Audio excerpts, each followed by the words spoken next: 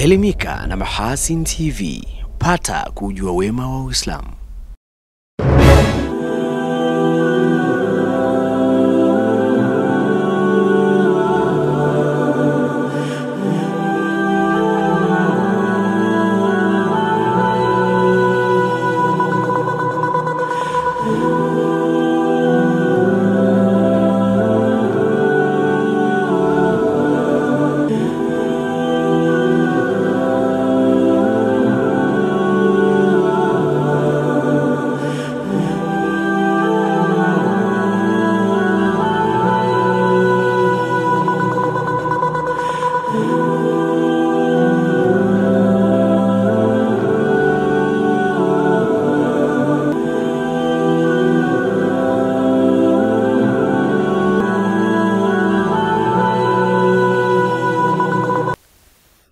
Assalamu alaikum wa rahmatullahi wa barakatuh. Ni yangu matumaini yu mzima wa siha njema, mtazamaji wa Mahasin TV popote pale ulipo. Karibu katika kapu la habari, ni kuwasilishie yale ambayo yameshughulisha chumba cha habari kwa siku ya leo kwa upande wa habari za kitaifa na kimataifa. Mimi ni Rajab Shaaban Matuga na nitakayesoma habari za hapa nyumbani, na kwa upande wa habari nje ya mipaka ya Tanzania tutakuwa naye Nuhu Stima hapo baadaye.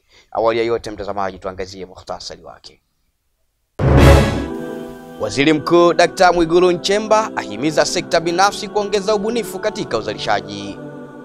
Hekari 9 za bangi zateketezwa kwenye msitu uliotengwa kwa ajili ya biashara ya carbon katika kijiji cha Kapanga, halmashauri ya wilaya ya Tanganyika mkoani Katavi. Katika habari za kimataifa, usalama wa makumi ya watoto na wanawake katika mji wa Palmosa, Kordofan Magharibi upo shakani baada ya kuibuka mapigano makali kati ya jeshi la Sudan na RSF.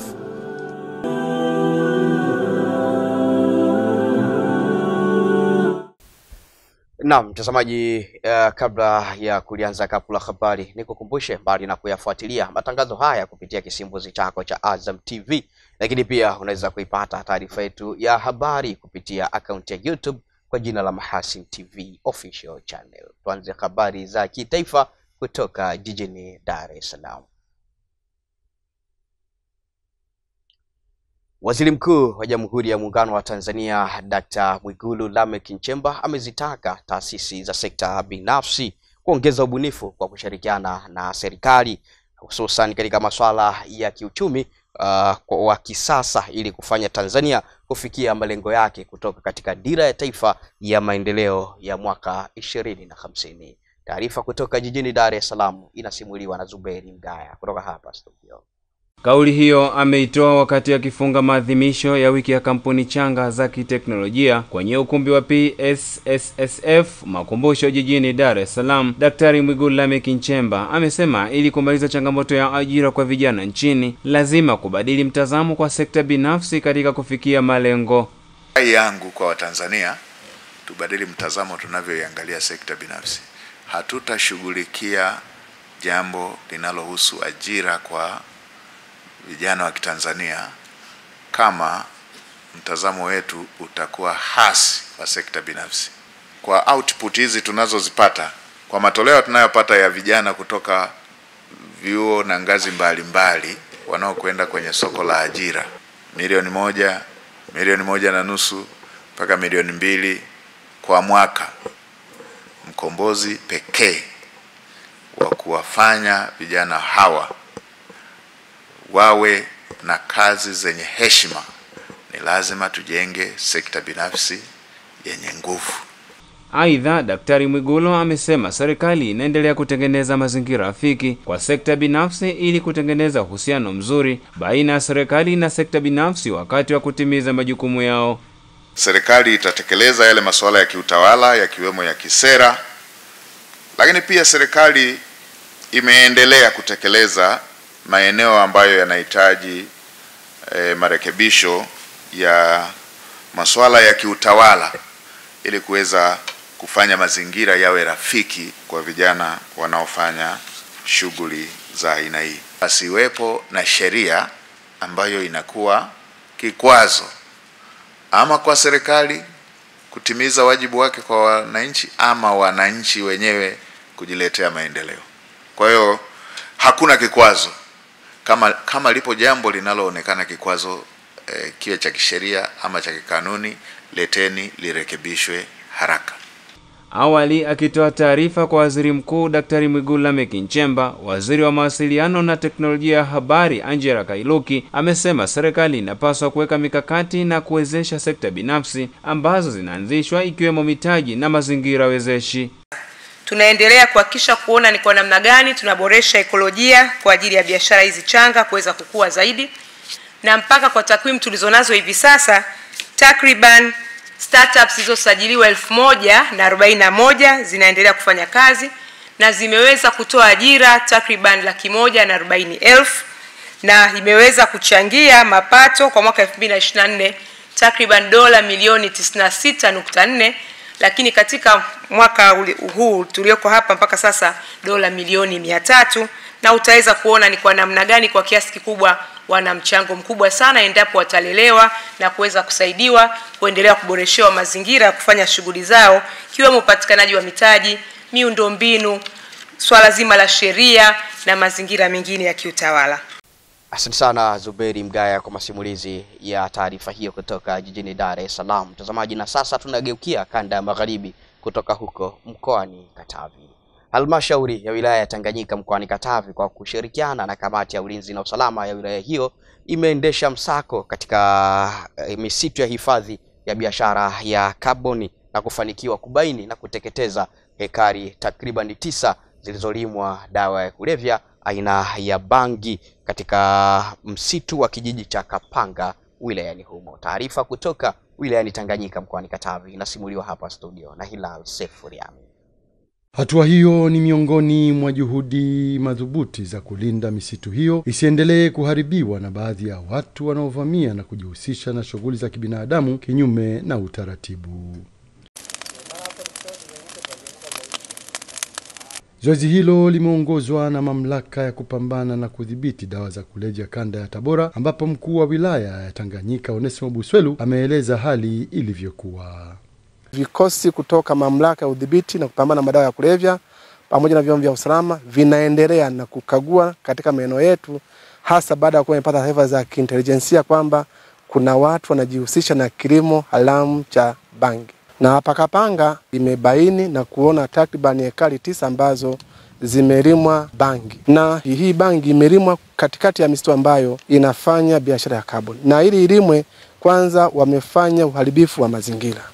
Na katika uharibifu huo itapunguza kiwango cha mapato yetu ya biashara ya kaboni. Na inapokuwa imepunguza, maana yake wananchi wote watakuwa wameathirika. Kwa niaba ya mkurugenzi mtendaji wa halmashauri ya wilaya ya Tanganyika, afisa rasilimali watu na utawala Claver Reginald amesema doria na misako itaendelea kufanyika katika maeneo yote ya misitu iliyotengwa kwa ajili ya biashara ya kaboni na uwekezaji. Kuna tatizo na changamoto kubwa ya uvamizi kwa maana ya baadhi ya watu kupeleka mifugo kwenye misitu yetu. Kuna baadhi ya watu wanafanya biashara haramu, mfano kama hii ya kilimo cha bangi. Sasa sisi kama halmashauri tutakuwa na doria za mara kwa mara ambazo ni endelevu, na tutahakikisha tunawaondoa wote ambao wamevamia kwenye misitu yetu. Kwa kuwa tuna vyombo vya kisasa, tunawaona popote walipo. Popote ulipo tupo, bao bado wako kwenye misitu yetu, watoke mara moja. Lakini pia endapo hawatatoka, tutawatoa na sheria itachukua mkondo wake. Biashara ya kaboni katika halmashauri ya wilaya Tanganyika imenufaisha vijiji 8, ambapo katika kijiji cha Kapanga pekee wastani wa shilingi bilioni 1 zimeingizwa katika kijiji hicho, ikiwa ni sehemu ya mapato yatokanayo na biashara ya kaboni. Mimi nachukizwa sana wakulima wenzangu ambao wanakata miti na kupanda bangi ambayo moja kwa moja inaenda kuhatarisha uwekezaji wa kaboni katika halmashauri yetu. Serikali kusaidia wanaolima bangi na wanaokata miti, doria liongezeke kwa ajili ya kuwakamata wale wanaoingia katika hifadhi. Asante sana Hilal Sefuriami kwa masimulizi ya taarifa hiyo kutoka mkoani Katavi. Mtazamaji, tukiendelea kuzitazama habari za kitaifa, tunavuka maji hadi visiwa vya marashi ya karafuu na uchumi wa buluu kutoka kisiwani Unguja. Wizara ya Afya Zanzibar imekusudia kufanya tathmini ya mwenendo wa maradhi ya macho kisiwani humo kwa kuhusisha wananchi wenye umri wa kuanzia miaka 50 katika shehia 69 za Unguja na Pemba ili itakaweza kusaidia kupanga mikakati ya utoaji wa huduma za afya ya macho kwa urahisi zaidi. Taarifa kutoka kisiwani Unguja inasimuliwa na Nuhu Stima kutoka hapa studio.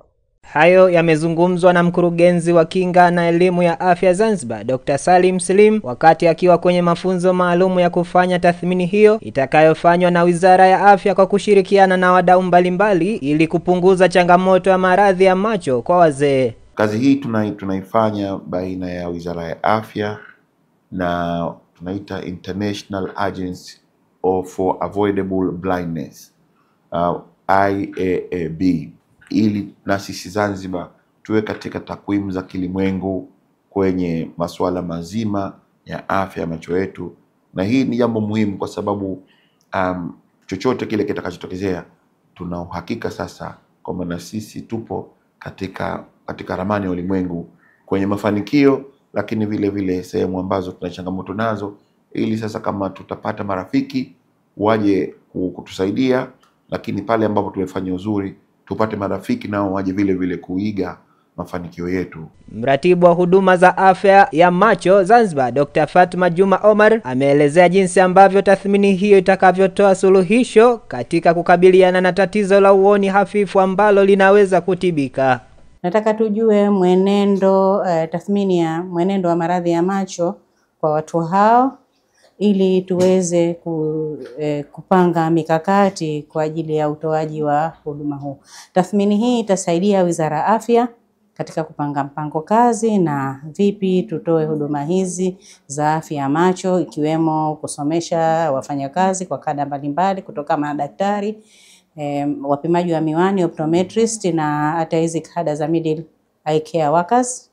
Pia itasaidia serikali kupanga vile vile mikakati yake na hatua gani za kuchukuliwa kudhibiti haya maradhi ambayo yanaleta upofu katika jamii ambao unazuilika.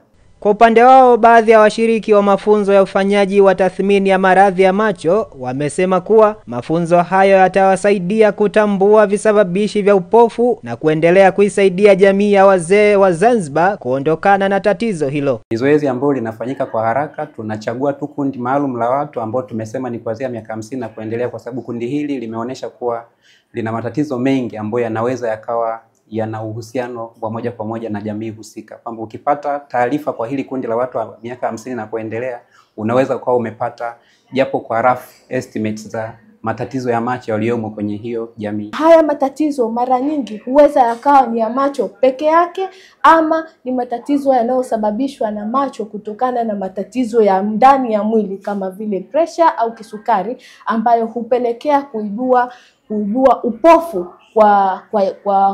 kwa binadamu. Asante sana Nuhu Stima kwa masimulizi ya taarifa hiyo kutoka kisiwani Unguja. Mtazamaji, kwa mara tunarejea Tanzania bara na kwa mara nyingine tena tunaelekea kanda magharibi na sasa ni mkoani Tabora.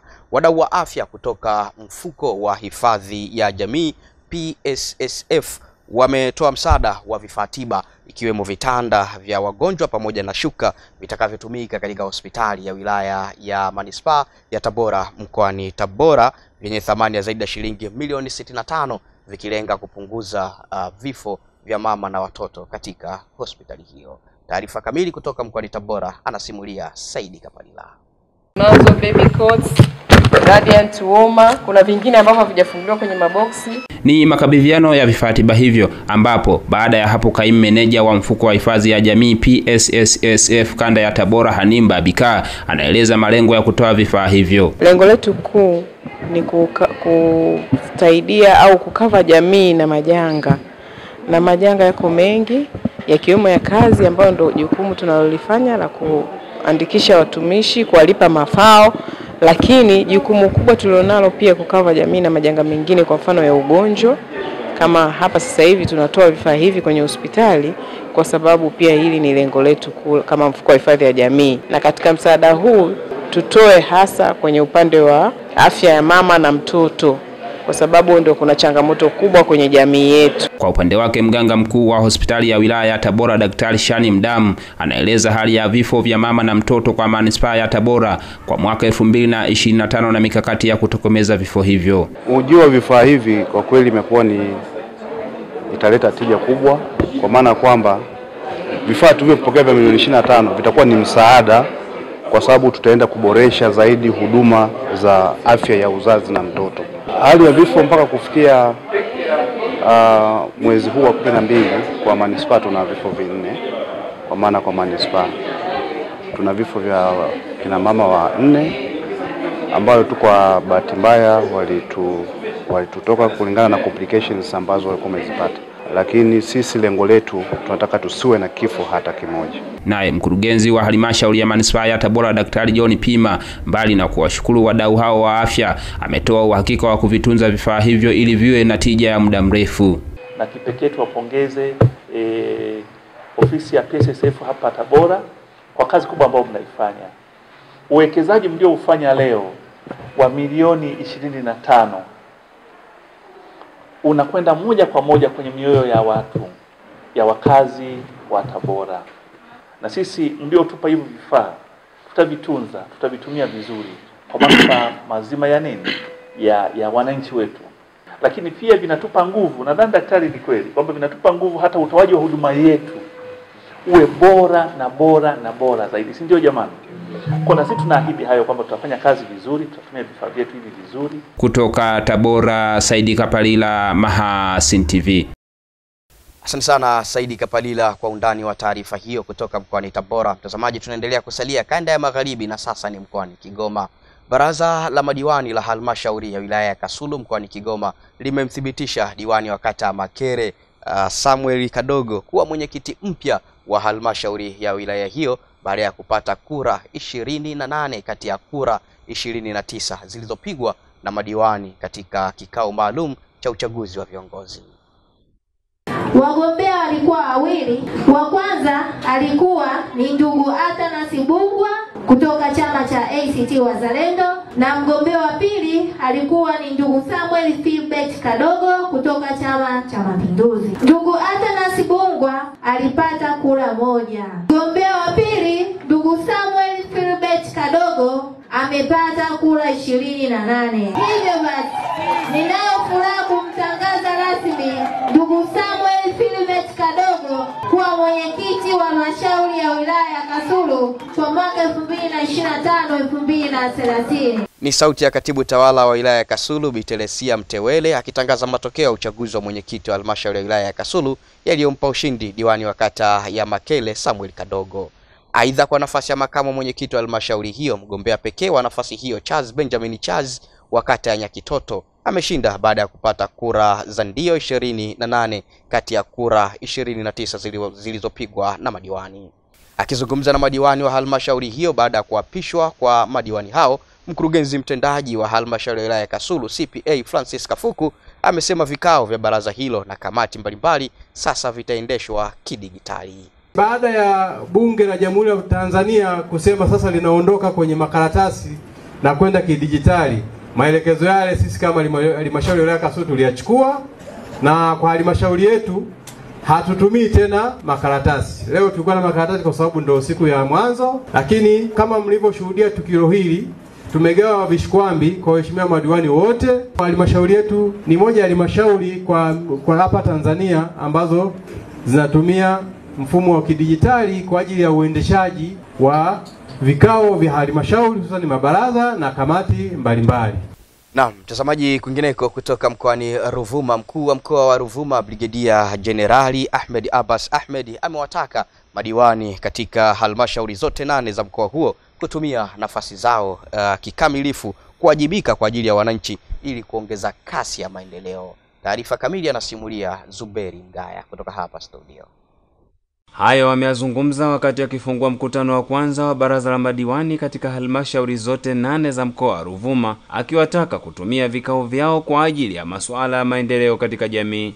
Naomba mtambue baraza la madiwani mahali ambapo maamuzi mazuri huzaliwa na matumaini ya wananchi hulindwa. Lakini jambo la pili, naomba mtambue Uongozi bora huanza pale madiwani wanapoweka maslahi ya wananchi mbele dhidi ya maslahi yao binafsi. Lakini jambo la tatu, kikao cha madiwani kama hiki ni daraja kati ya ndoto za wananchi na utekelezaji wa maendeleo. Aidha, Brigadia Jenerali Ahmed amewataka madiwani hao kusikiliza na kutatua kero za wananchi ili kufanikisha lengo la serikali kuwafikia wananchi katika mchakato wa maendeleo. Kila diwani mwenye kusikiliza wananchi anajenga nguvu ya jamii kuliko nguvu yoyote, na diwani ambaye anataka kuijenga nguvu hiyo ni lazima asikilize kuliko kupiga makelele. Baraza imara tengeneza mji imara, lakini maamuzi yenu ndio msingi wa kesho iliyo bora. Uadilifu wa madiwani mmoja mmoja huimarisha imani ya wananchi wote. Baraza la madiwani linaweza kubadilisha maisha ya wengi kwa uamuzi wa mmoja mmoja, lakini uamuzi wenye busara. Nguvu ya baraza haipo kwenye viti mlivyokalia, bali kwenye dhamira ya kuwatumikia wananchi. Katika hatua nyingine, Brigadia Jenerali Ahmed amewakumbusha madiwani kuanzisha na kulinda vyanzo vya mapato ya halmashauri ili kuwa na fedha zitakazosaidia kukamilika kwa miradi mbalimbali. Waheshimiwa madiwani, moja ya changamoto tunazokabiliana nazo kwenye halmashauri nyingi nchini ni upungufu wa mapato ya ndani unaosababisha miradi mingi kutotekelezwa au kutokamilika kwa wakati. Ni wasihi msimamie kwa ukaribu mambo yafuatayo. Jambo la kwanza ni kuboresha vyanzo vya mapato vilivyopo. Endeni mkahakikishe vyanzo vyote vinatambuliwa, lakini pia vinawekewa mifumo sahihi na vinatumika ipasavyo bila upotevu.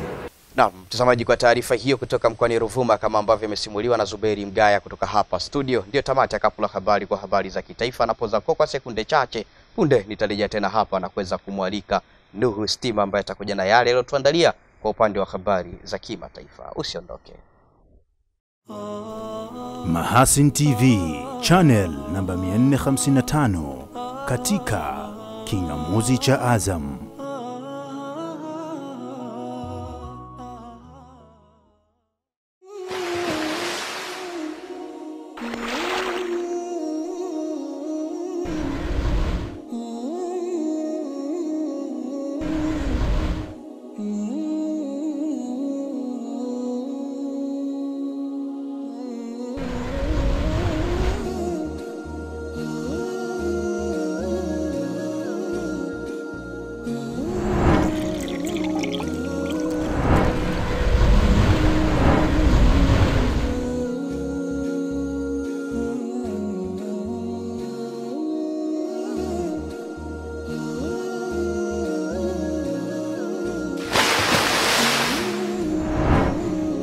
Kunywa maji safi na salama ya uhai.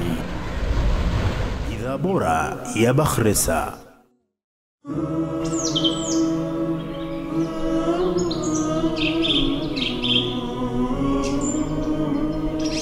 Mahasin TV, pata kujua wema wa Uislamu.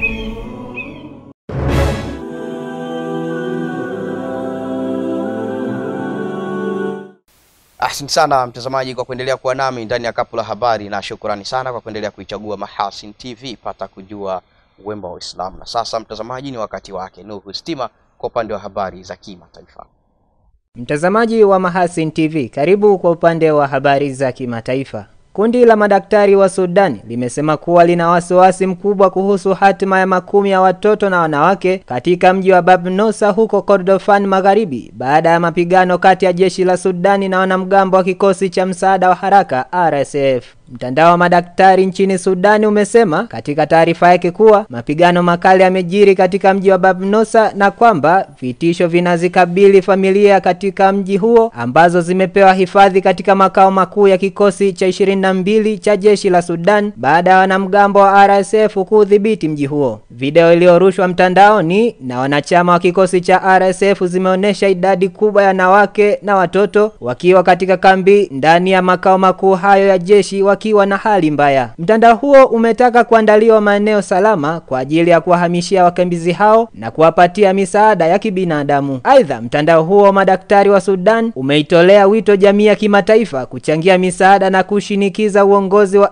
RSF ili kuwezesha mchakato wa kuzihamasisha familia zisizo karibu na maeneo yanayojiri mapigano. Kwingineko, Ethiopia Disemba 3, 2025 imeikosoa vikali Misri na kuituhumu nchi hiyo kwa kuyumbisha utulivu wa eneo la pembe ya Afrika ili kudumisha ukiritimba wa kikoloni kwenye mto Nile. Matamshi hayo ya Addis Ababa yameashiria kuongezeka vita vikali vya maneno ambavyo vimeshika kasi tangu Ethiopia ilipozindua rasmi bwawa la Grand Ethiopian Renaissance mwezi Septemba mwaka huu 2025. Katika mkutano na waandishi wa habari, Wizara ya Mambo ya Nje ya Ethiopia imedai kuwa baadhi ya maafisa wa Misri ambao wamezama katika fikra za kikoloni wanadhani kuwa wana mamlaka ya kudhibiti maji ya mto Nile. Wizara ya Mambo ya Nje ya Ethiopia imepinga madai ya kikoloni ya Misri sambamba na shutuma mutawalia za Cairo tangu kukamilika kwa bwawa hilo, ikiwa ni pamoja na tuhuma rasmi zilizowasilishwa na waziri wa mambo ya nje wa Misri Badri Abdelati kwa Baraza la Usalama la Umoja wa Mataifa mwezi Septemba mwaka huu 2025 kwamba Ethiopia ni tishio kuu kwa amani ya Afrika na utulivu wa kikanda. Ethiopia kwa upande wake inalihesabu bwawa lake hilo linalofikia thamani ya karibu dola bilioni 5 kama ishara ya fahari ya taifa na muhimu kwa usambazaji wa nishati ya umeme, na imekadhibisha vikali tuhuma za Misri kupitia taarifa mbalimbali. Tukitamatisha kwa upande wa habari za kimataifa, kufuatia kuongezeka vitisho vya Washington dhidi ya Caracas, Wizara ya Mambo ya Nje ya China imepinga uingiliaji wa kigeni kwa kisingizio chochote katika masuala ya ndani ya Venezuela, ambapo serikali ya China imetangaza kuwa inapinga vikali uingiliaji wa Marekani katika masuala ya ndani ya Venezuela. Kupanuka kwa operesheni na harakati za kijeshi za Marekani katika eneo la Caribbean na tishio la kufungwa anga ya Venezuela, jambo ambalo limezidisha hali ya wasiwasi kati ya Washington na Caracas. China imepinga vikali uingiliaji wa kigeni katika masuala ya ndani ya Venezuela. Msemaji wa Wizara ya Mambo ya Nje ya China Lin Jian amesema katika mkutano na waandishi wa habari mjini Beijing, nchi yake inapinga hatua yoyote inayokiuka mkataba wa Umoja Mataifa au kutilia shaka mamlaka ya nchi nyingine. Lin Jian ametoa wito kwa pande zote kuchukua hatua ya kuhifadhi Amerika ya Kusini na Caribbean kama eneo la amani na kuzuia hali kuwa mbaya zaidi. Serikali ya Marekani imeongeza shinikizo kwa Venezuela kupitia uimarishaji wa nguvu za kijeshi katika eneo la Caribbean, ikidai ni operesheni za kupambana na biashara za dawa za kulevya bila ushahidi wenye mashiko, ambapo madai hayo ambayo Venezuela inasema hatua hizo zinazoongozwa na Rais Donald Trump na utawala wake zinalenga kuipindua serikali ya Maduro na kutoa rasilimali kubwa za taifa hilo, hususan utajiri wa mafuta na dhahabu, na kueleza kuwa Venezuela ina akiba kubwa zaidi ya petroli duniani. Nuhu Stima, Mahasin TV. Asante sana Nuhu Stima kwa wale ambayo umetuandalia na kutosimulia kwa upande wa habari nje ya mipaka ya Tanzania. Mtazamaji, kabla sijaweza kuweka utuo na kuhitimisha kapu la habari kwa siku ya leo, tuangazie muhtasari miongoni mwa yale tuliyokuwa nayo leo hii. Waziri Mkuu Dr. Mwigulu Nchemba ahimiza sekta binafsi kuongeza ubunifu katika uzalishaji. Hekari 9 za bangi zateketezwa kwenye msitu uliotengwa kwa ajili ya biashara ya carbon katika kijiji cha Kapanga, halmashauri ya wilaya ya Tanganyika mkoani Katavi. Katika habari za kimataifa, usalama wa makumi ya watoto na wanawake katika mji wa Palnosa, Kordofan Magharibi upo shakani baada ya kuibuka mapigano makali kati ya jeshi la Sudan na RSF. Na mtazamaji, kwa nukta hiyo ndio tamati ya kapu la habari kwa siku ya leo. Kwa taarifa yetu nyingine ya habari usikose kuungana nasi hapo kesho insha Allah, muda na wakati kama huu. Kwa niaba ya wale wote tulioshirikiana pamoja kukamilisha kapu la habari, mimi ni Rajab Shaban Batuga niliyesoma habari za hapa nyumbani, na kwa upande wa habari nje ya mipaka ya Tanzania tulikuwa naye Nuhu Stima. Nikutakia utazamaji mzuri wa vipindi mbalimbali vinavyofuata kutoka hapa Mahasin TV. Pata kujua wema wa Islam. Wabillahi tawfiq. Wassalamu alaikum warahmatullahi wabarakatuh, na kuacha na utabiri wa hali ya hewa kwa saa 24 zijazo kama ambavyo unaletwa kwenu na mamlaka ya hali ya hewa nchini TMA. Uhali gani mpenzi mtazamaji, na karibu tena katika utabiri wa hali ya hewa wa saa 24 zijazo kuanzia saa 3 usiku. Jina langu ni Ramadhani Omari kutoka mamlaka ya hali ya hewa Tanzania. Mifumo ya anga inaonyesha upungufu wa mvua katika maeneo mengi hapa nchini isipokuwa maeneo machache yale ya nyanda za juu kaskazini mashariki, maeneo yanazunguka ziwa Victoria kuelekea magharibi mwa nchi yetu. Na kwa siku ya leo maeneo mengi ya nchi yanatarajiwa kuwa na hali ya mawingu kiasi na makavu kwa ujumla.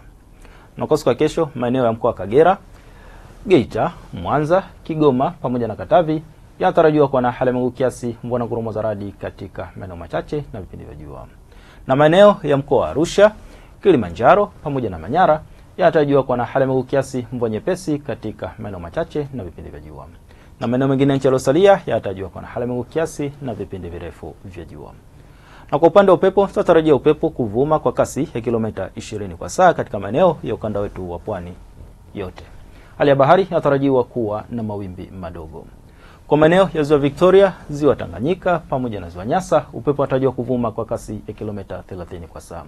Na maeneo ya ziwa Rukwa, upepo unatarajiwa kuvuma kwa kasi ya kilomita 10 kwa saa. Na sasa tupate utabiri wa siku nne zijazo kwa baadhi ya maeneo hapa nchini. Kwa mkoa wa Dar es Salaam tunatarajia mvua katika maeneo machache. Kwa mkoa wa Dodoma tunatarajia hali ya mawingu kiasi na vipindi vya jua. Mkoa wa Mwanza tunatarajia hali ya mawingu kiasi, mvua na ngurumo za radi katika maeneo machache. Na mkoa wa Kilimanjaro tunatarajia hali ya mawingu kiasi, mvua nyepesi katika maeneo machache. Kwa mkoa wa Mbeya tunatarajia hali ya mawingu kiasi na vipindi vya jua. Na mkoa wa Morogoro tunatarajia hali ya mawingu kiasi na vipindi vya jua. Na kwa mkoa wa Arusha tunatarajia hali ya mawingu kiasi, mvua nyepesi katika maeneo machache na vipindi vya jua. Na mpaka kufikia hapo, kutoka mamlaka ya hewa tuna ziada. Asante kwa kuwa nami na nikuage kwa heri.